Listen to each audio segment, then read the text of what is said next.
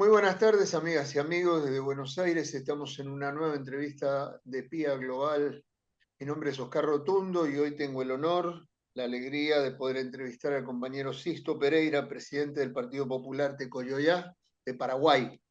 Paraguay, un país, un pueblo muy querido por nosotros, un pueblo luchador que ahora se ve en el ojo del huracán justamente porque tiene un gobierno de derecha que ha tomado la determinación de sumarse a la comparsa que está planteando Donald Trump y ha tomado una posición, igual que la de Javier Milei, de declararse enemigo de la República Bolivariana de Venezuela con relación al argumento que está tratando de construir el gobierno de Donald Trump de que existe un cartel de los soles y que ese cartel de los soles sería una de las organizaciones narcoterroristas, igual que el fantasma del Tren de Aragua.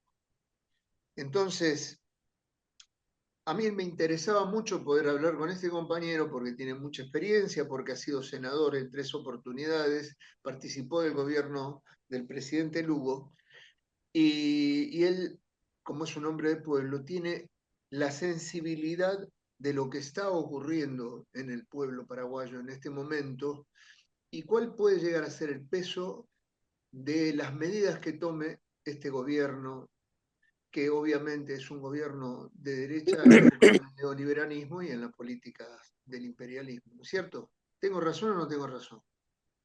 Así mismo porque no hay que olvidar que en América Latina, bueno, saludo para ti, gracias por la invitación, Por favor. ya saludo fraterno para los compatriotas de la patria grande y de hecho tenemos que partir un poco de lo que fue la agenda geopolítica de los norteamericanos para varios países de la región, que es el tema cuando fue la dictadura en Paraguay, en Uruguay, en Argentina, en Brasil, etcétera.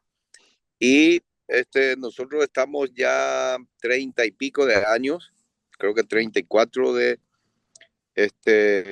que salió del golpe, eh, por un golpe el tema de la dictadura de Stroessner. Y desde esa vez el diseño para nuestro país es la aplicación de la política neoliberal, es decir, la no responsabilidad de las políticas sociales desde el Estado. Es decir, dejar al arbitrio de las iniciativas privadas nacional o extranjera el tema de la economía, la salud, la educación, la vivienda, etcétera.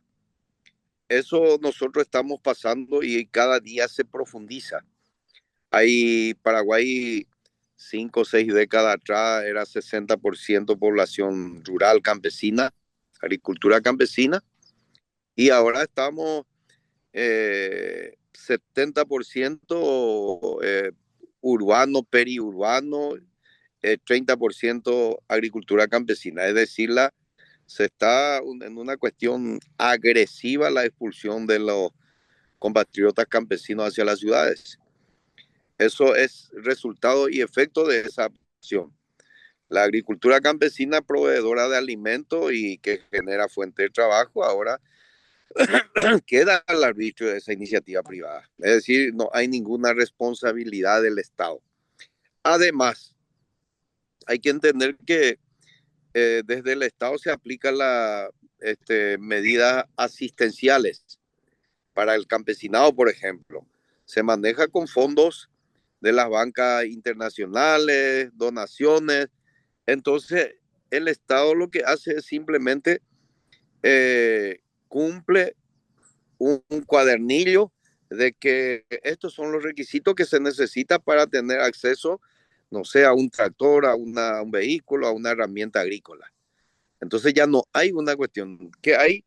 Entonces el campesinado, ¿qué es lo que hace? Bueno, contrata técnico, elabora proyectos, hace la burocracia y bueno, y se consigue, pero no se consigue dentro de un diseño, de una planificación de fortalecer la agricultura campesina y entonces consecuentemente también eso genera conflictos internos dentro del campesinado y hay una corrupción e impunidad, porque el campesino presenta su proyecto en el Ministerio de Agricultura, hay tecnócratas que debe aprobar y que aprobación significa un porcentaje del proyecto para el ministro u otros. Y también ya directamente se le asigna a algunas empresas proveedoras que también. Entonces hay una triangulación y una descomposición y una corrupción galopante. Fragmentación como resultado, además de la expulsión de la agricultura campesina, que no es ajena también la corrupción de que es uno de los medios de sostén de la dictadura. La dictadura y la democracia con relación al tema de, bueno, democracia significa terminó la represión, podemos hablar, pero no hay política pública. Ahora mismo la agricultura campesina hubiera sido proveedora de alimentos en un programa de gobierno hambre cero. Querían copiar la experiencia de Lula, pero acá lo que se hace es las propias grandes empresas ligado al actual gobierno, a CARTE, a los amigos, se utiliza con fines directamente comerciales. Y la agricultura campesina está excluido de eso. Hubiera sido, Paraguay tiene cerca de 254 municipios y en los 254 municipios se hubiera generado mucho trabajo, mucha recuperación de diversidad productiva, de calidad biológica, generación de fuentes de trabajo, arraigo de la agricultura campesina y jóvenes. Los jóvenes son 60% población menos de 30 años. Entonces, tenés ese efecto y tenés también por los agronegocios que se aplica desde los gobiernos neoliberales. También el crecimiento del latifundio, de la concentración de tierra. Entonces el campesinado se ve forzoso de vender sus tierras porque no hay apoyo. Entonces la finanza, los créditos se consiguen de finanzas privadas. Y cuando no hay una política desde el Estado que planifica la producción, financia y garantiza el mercado, entonces queda al arbitrio de la iniciativa privada. Y el Estado simplemente da garantía jurídica y política. Entonces, con eso también el campesinado lo que hace es, el movimiento Sin Tierra son más de 300,000 familias. ¿Qué es lo que hace? Entonces, bueno, pelea, lucha por la reforma agraria. Entonces, en el Parlamento se genera la ley de criminalización social, es decir, lo que ocupan y defienden sus derechos, sean los campesinos, sean los trabajadores. Los trabajadores están en peores condiciones, o sea, mucho más fragmentados y mucho más en una situación de zozobra. No se puede, imagínate cuando estás pasando hambre, no tenés tierra, no tenés vivienda, no tenés trabajo, la informalidad es 40%. Entonces, armar una herramienta de la clase trabajadora, sindicatos centrales, va a ser mucho más difícil, porque pasa hambre y acá el sistema del gobierno, el narco gobierno neoliberal, ¿qué es lo que hace? Tiene que lavar. Entonces, el Estado está capturado por la mafia, por los traficantes, el Parlamento, el Ejecutivo, el Poder Judicial. Entonces, garantiza esa acumulación del capital. Y segundo, el Estado es un medio para el gran lavado de esa plata sucia. Entonces, es una cuestión bastante delicada. ¿Cuáles son los medios para ese lavado? La tierra, la soja, la carne, la ganadería, los minerales, arroz, supermercados, no sé, estaciones de servicio.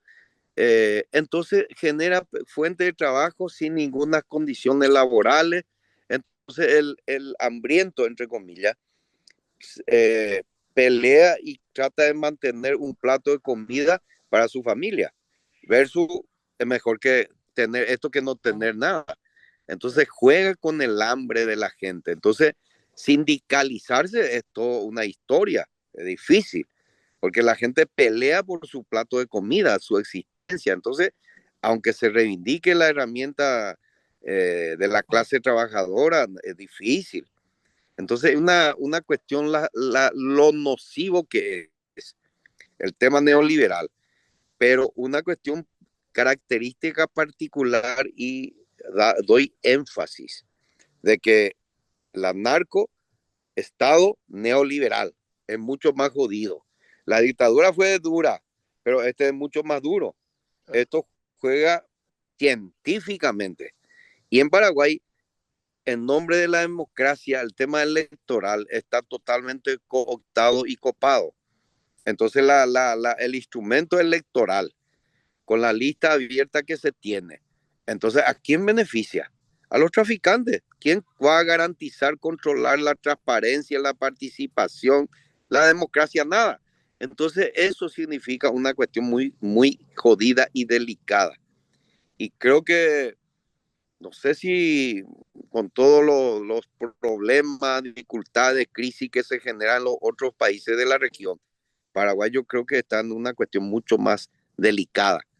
Entonces, nuestra tarea desde la izquierda, desde los movimientos populares, hay que, hacer una buena caracterización del tema económico, concentración de los medios en manos de capital nacional o extranjero, no se genera industria, toda la cuestión es producir para afuera, entonces garantiza esa situación, tanto en cuanto a la irregularidad jurídica de la tenencia de tierra.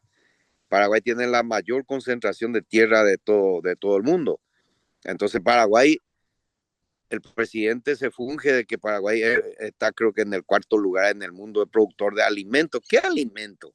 De soja, etcétera. Entonces, Paraguay produce alimentos, produce carne, produce soja, pero Paraguay está pasando hambre. Paraguay está creciendo el índice de desocupación. Entonces, una cuestión bastante caótica, que hay que tener, como decimos en términos peloteros, parar la pelota, mirar bien, hacer una caracterización, contextualización de la situación y cómo estamos ubicados en la región. Si hay condiciones también para complementariedad entre las fuerzas populares. Y luego también a partir de eso, bueno, ¿qué hacer para recomponer esa fuerza y creativamente ser el partido? Para mí, por lo menos, los militantes de la izquierda deben ser los facilitadores de los puntos de encuentro. Hay mucha iniciativa de lucha por el ambiente. Paraguay está perdiendo sus cauces hídricos por el tema de arroz o por el tema de la deforestación masiva de reservas que hay. Entonces hay iniciativas, todas esas iniciativas creativas, la izquierda debe entender y cómo el militante debe encaminar y facilitar el reencuentro frente a ese proyecto.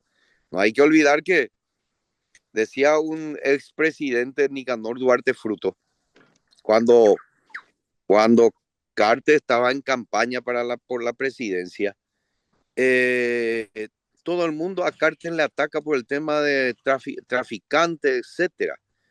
Pero eso a la gente no le interesa.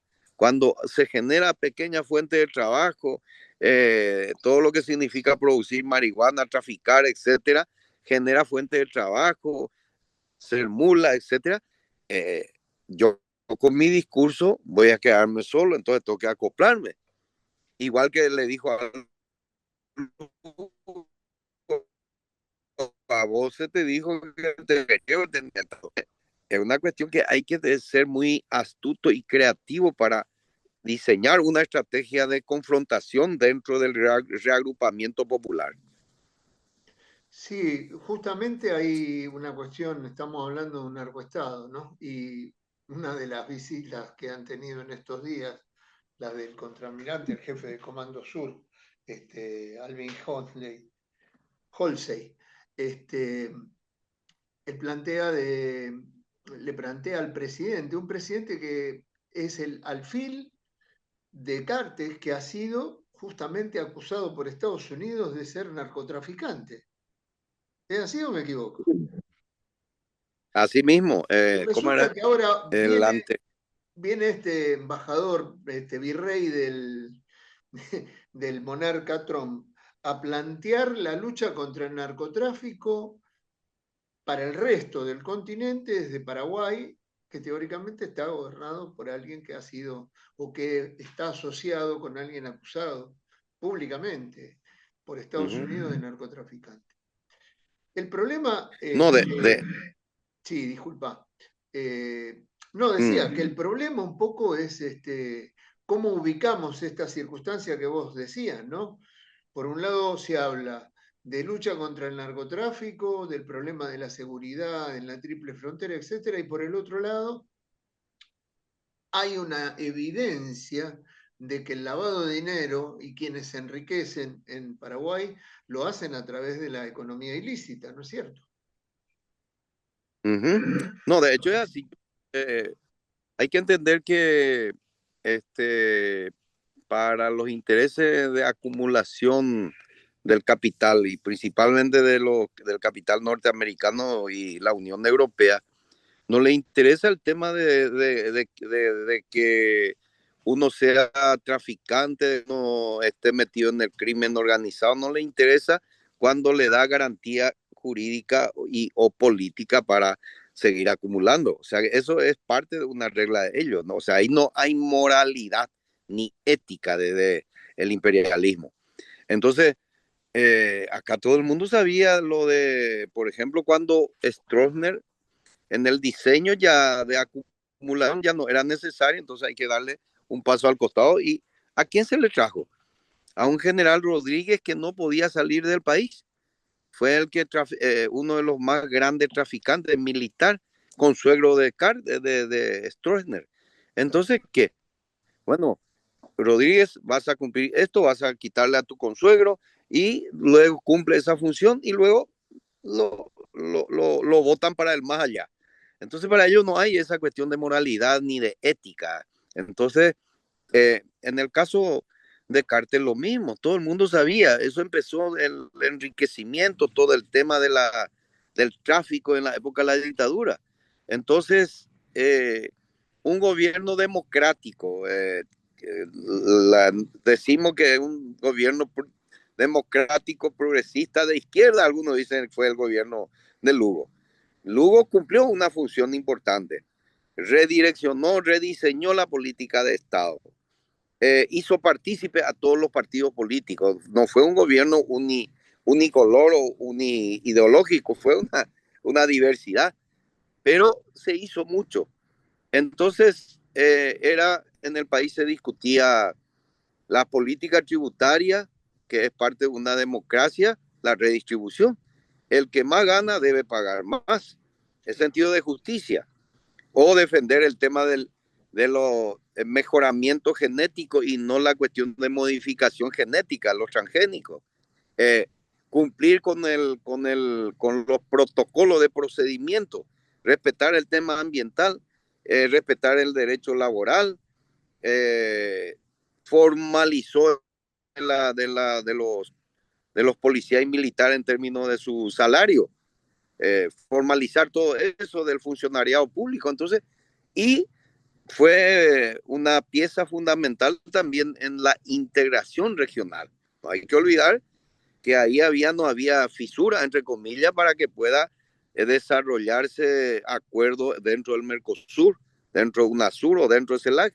Entonces, eso fue los motivos y dentro de esa integración con el mundo árabe u otros, entonces eso molestaba en el caso de la acumulación hegemónica y la expansión del capital del imperialismo. Entonces esa situación fue también quien cumplió el rol. Y Cartes fue el que estuvo coordinando, el que llevó una cuestión de resolución en la Junta de Gobierno del Partido Colorado, el que articuló con varios otros sectores para fabricar el tema del juicio político express, sin el debido proceso. O sea que la regla democrática, la regla del Estado de Derecho, eso no le interesa al capital ni al imperio, no le interesa.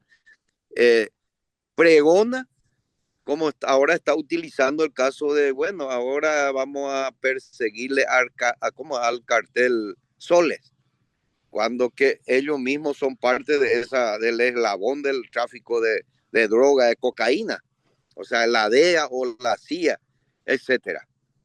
Sí, llama la atención de que Paraguay se pliega junto no solamente a la Argentina, sino también a Ecuador, que es un caso muy similar al paraguayo desde el punto de vista del Estado fallido y por el otro lado, su relación con el narcotráfico, porque el Paraguay, la mitad del país queda al Pacífico, perdón, en Ecuador, la mitad del país queda al Pacífico, bien digo, aparte de tener presencia militar extranjera, presencia militar norteamericana, también tiene carteles de la droga que exportan desde el Pacífico la droga hacia Estados Unidos, ¿no? Y eso está demostrado y está denunciado.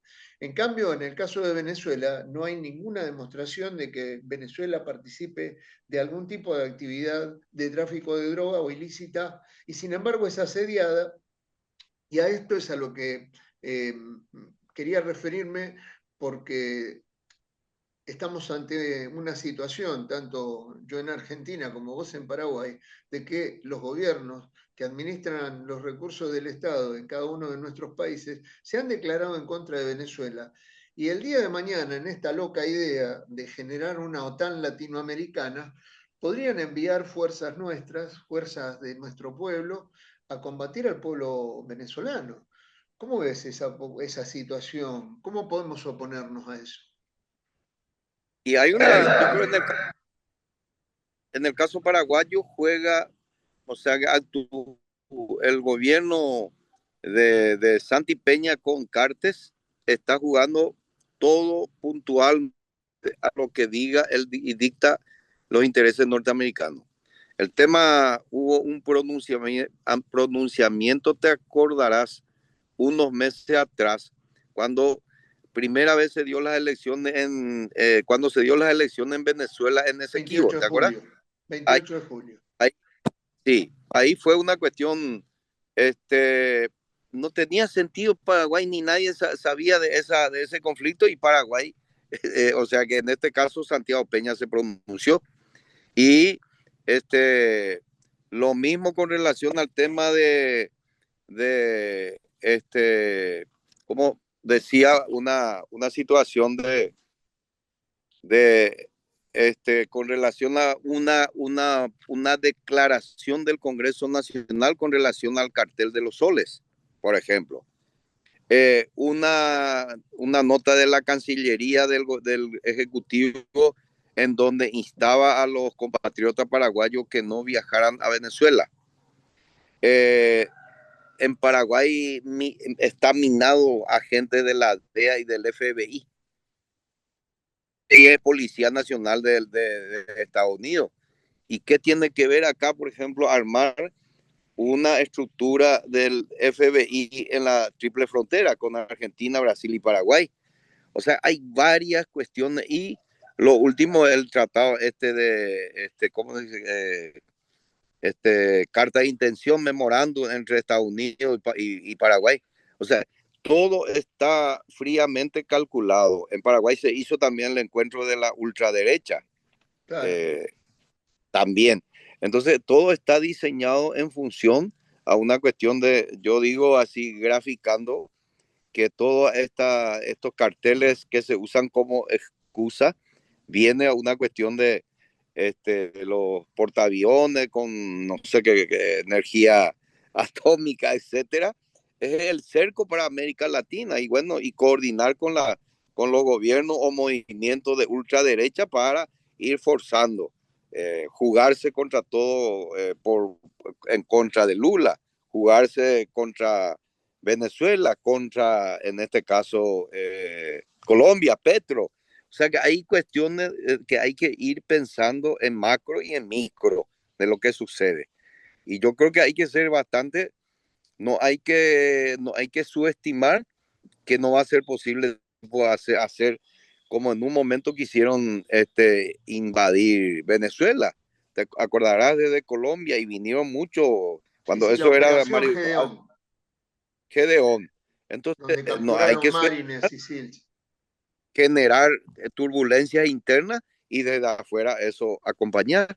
O sea que hay que hay que estar despiertos las 24 horas para tratar de entender y facilitar los encuentros y las cooperaciones mutuas de defensa de la democracia, de defensa de la paz.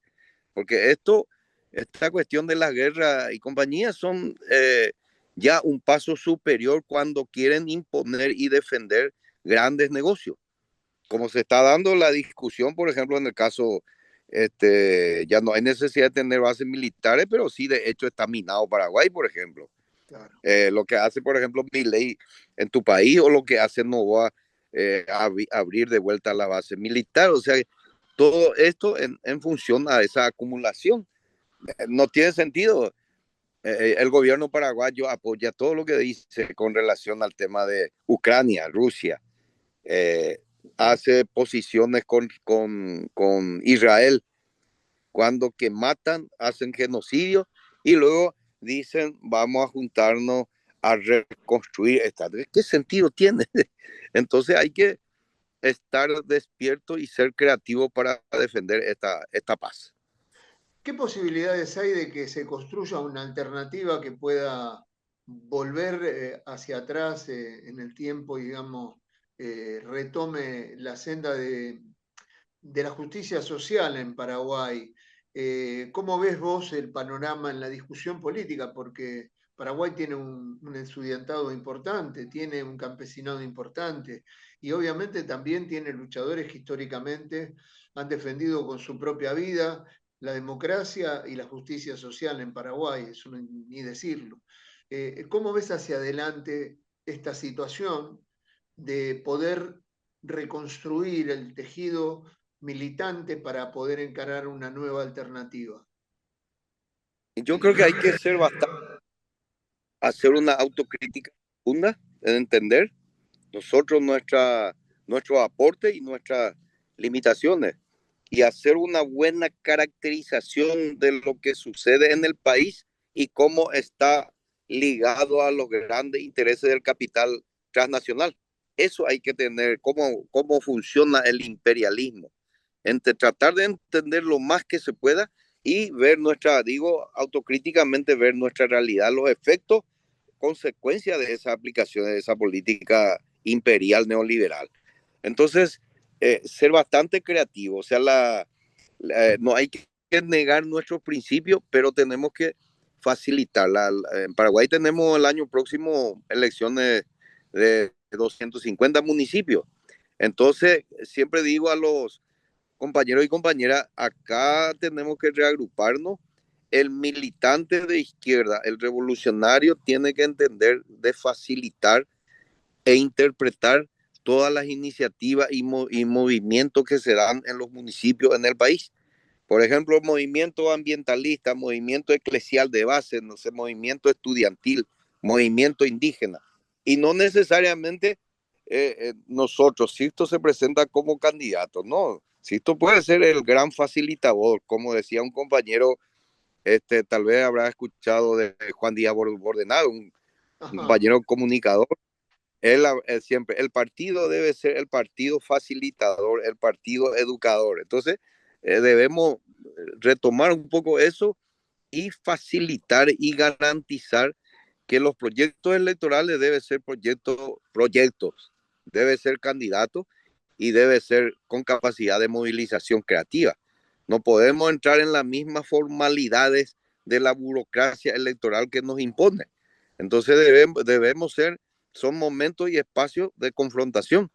Entonces creo que con las adversidades del control hegemónico de la institución electoral, nosotros dijimos desde la izquierda que a pesar de eso hay que entrar, organizar, reagrupar y no solamente con la fuerza democrática de los partidos burgueses, de tener puntos de coincidencia, no sé, defender la soberanía económica, la cuestión productiva campesina, la no injerencia en ese sentido, otros acuerdos que podría hacer y, bueno, cogestionar y no jugarse a una cuestión de simplemente decir, bueno, la izquierda revolucionaria debe ser la garantía y el eje de la cuestión de direccionamiento estratégico, pero con una capacidad creativa de unir esa fuerza para confrontar, generar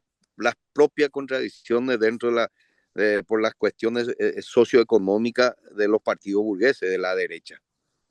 Bueno, ya nos quedan pocos minutos. Te quiero agradecer en nombre de todo el equipo de PIA Global tu gentileza. Sabemos que estás siempre en la lucha, te vemos en el campo, te vemos recorriendo los barrios y bueno, y haciendo todo lo que estás diciendo justamente, de tratar de ser un nexo para que el pueblo paraguayo pueda tener una referencia popular y vuelva a encontrar otra vez el camino de la justicia social y de la soberanía, fundamentalmente cuando se plantea que sea un enclave del imperialismo.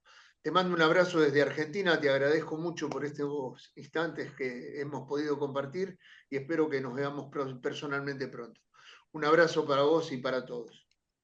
Un abrazo, saludo a la patria grande.